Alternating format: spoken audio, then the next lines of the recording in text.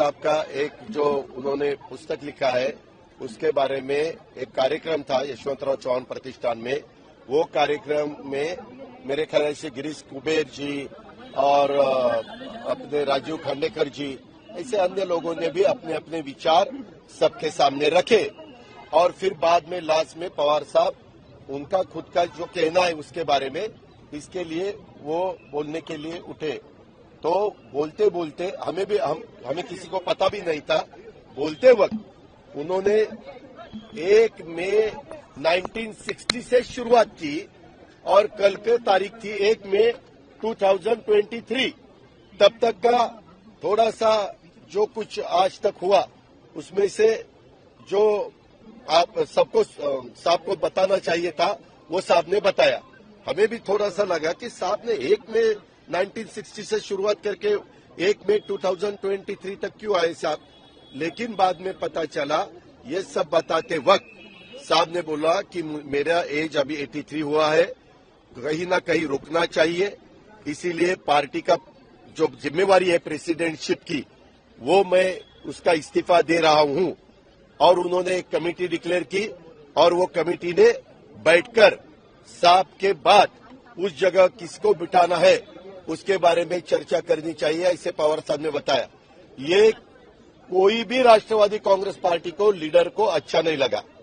यहाँ जितने भी कार्यकर्ता आए थे उनको अच्छा नहीं लगा, जो भी बाकी के सुनने के लिए आए थे किसी को भी वो अच्छा नहीं लगा।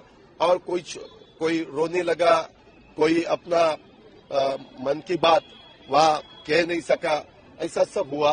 वो सब साहब देख रहे थे, साहब ने सब देखा। उसके बाद पवार साहब घर पे चले गए सिलो रोड पे और वहां जाने के बाद हम कुछ लोग ऊपर बैठे थे। ऊपर बैठने के बाद 4 साढ़े 4 बजे हम भी वापिस सिलो रोड चले गए। वहां भी 15-20 लीडर लोग बैठे थे और सबने साहब को बताया कि साहब कार्यकर्ता बहुत नाराज हुआ है, कार्यकर्ता को कहना है कि आप प्रेसिडेंट रहो और एक्टिंग प्रेसिडेंट किसी को बनाओ, यानी कार्याध्यक्ष बनाओ और वो काम करेंगे, आप उसको आशीर्वाद देंगे, पार्टी का भी काम चलेगा।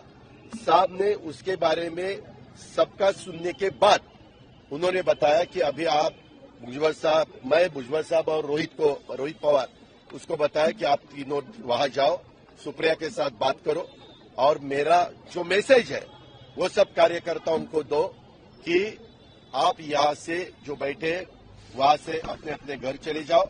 आपकी जो मांग है कि मैंने इस्तीफा वापस लेना चाहिए उसके लिए मुझे 2 से 3 दिन सोचने के लिए वक्त कार्यकर्ताओं को देना पड़ेगा।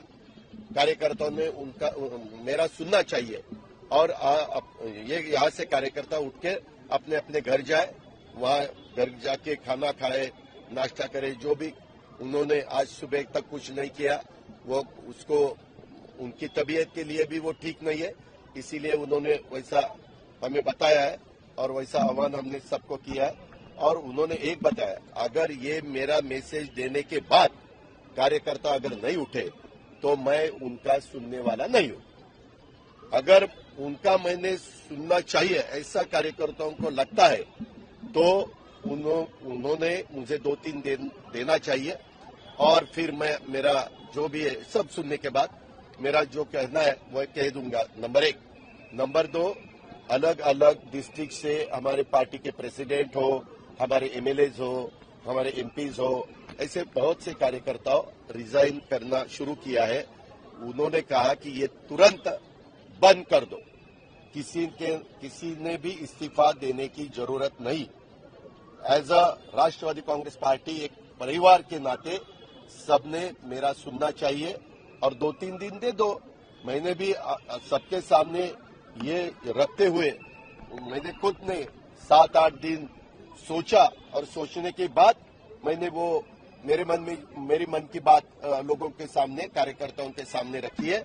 इसीलिए ऐसा रिएक्शन आएगा ऐसा मुझे लगा नहीं, लेकिन अभी वो सब मैंने देखा है, इसीलिए 2-3 दिन लेकिन रुकना चाहिए, उनको फुर्सत देनी चाहिए, उनको वक्त देना चाहिए। उसके बाद वो सबका सुनकर ठीक तरह से डिसीजन देंगे।